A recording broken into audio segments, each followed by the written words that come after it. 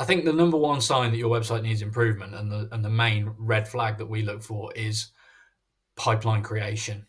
If your website isn't a reliable source of what your business considers to be revenue opportunity, buyers finding you digitally, coming to your website and using it to raise their hand, declare their intent, demonstrate their desire to purchase something, then you've got a problem.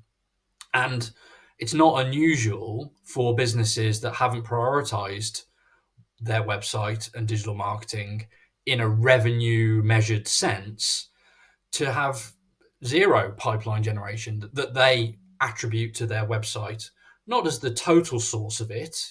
Salespeople, conversations, word of mouth referrals all still play their role. But when businesses have websites that buyers use to approach and contact them, they typically grow significantly faster because the website is working for them night and day, week and weekend, all the time. It's their best and most important salesperson.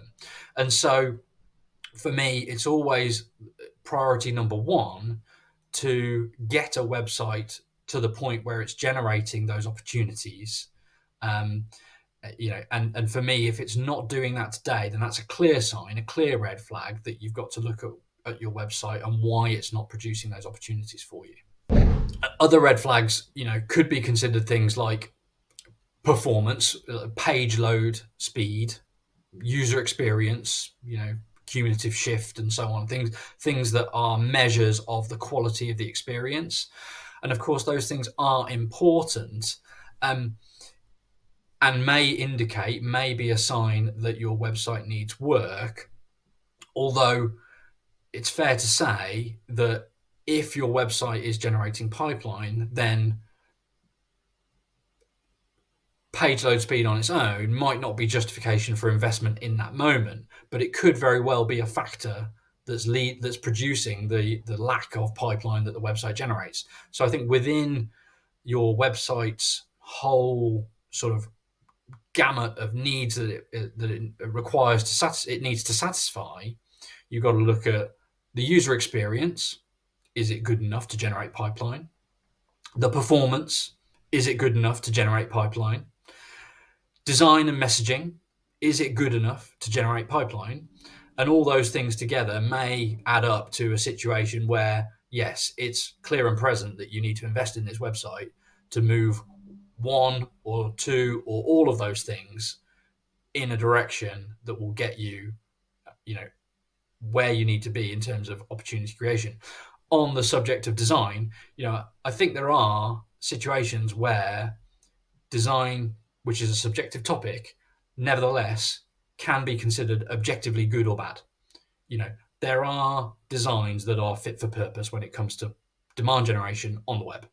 And sometimes you can look at a website and you can objectively say it is not good enough to produce reliable pipeline. Brand and positioning can change.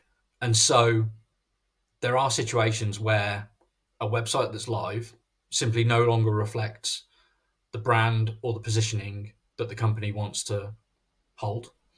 And in that case, that's also a red flag that will probably stimulate some attention and investment in the website. And yet it comes back again to maybe not total pipeline generation, but what pipeline? If your website says the wrong thing, describes products or services or solutions that are not the ones you want to lead with or offer, then even if it does generate high intent conversions and buyers raising their hand, they may not be the right buyers. They may not be the ideal customers that can become successful and long term with you. So it may create the impetus and the need to invest in the website to move that brand and move that positioning in line with the company strategy. Any website's got to be found by buyers, and discoverability is a product of a number of things that are sort of interlaced with the rest of the website, with the design, the brand, with the messaging and the UX, with the performance and so on.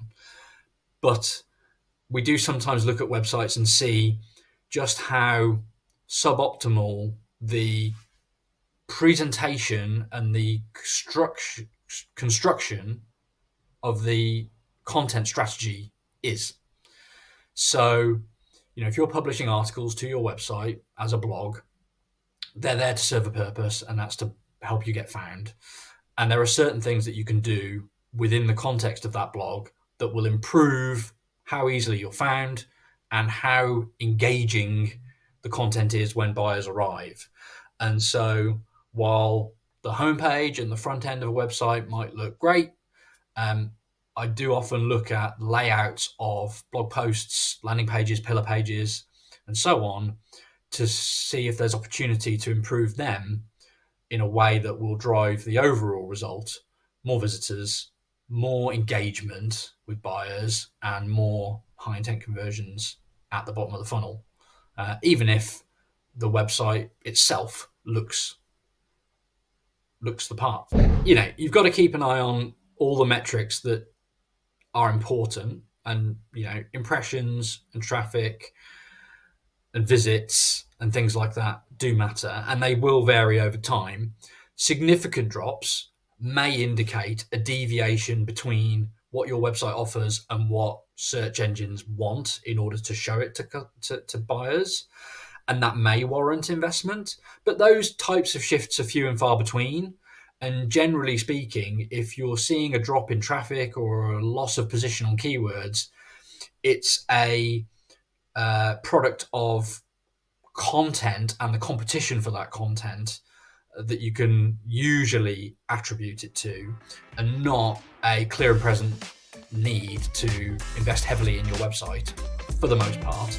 But it is really important to stay on top of changes to algorithms, changes to buyer behavior and expectations, and how your content is performing in the search market for informational and commercial keywords.